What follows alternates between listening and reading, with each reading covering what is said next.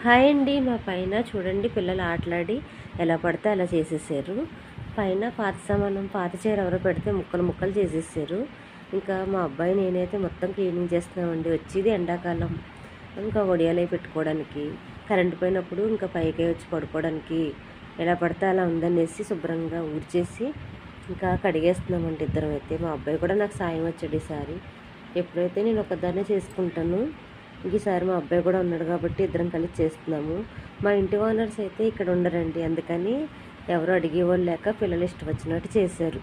Sunday రోజు సెలవు రోజు చేద్దాం అనుకున్నామండి. అనుకుంటే ఇంకా మా అబ్బాయి అమ్మ కాదు ఇప్పుడే చేద్దామన్నారు. ఇంకా సరే అన్నాడు కదా అనేసి మొదలు పెట్టేస్తాం. మంచి ఎండ మీద అయితే చేసామండి క్లీనింగ్. చూడండి చేసిన తర్వాత ఎంత నీట్గా అయిందో.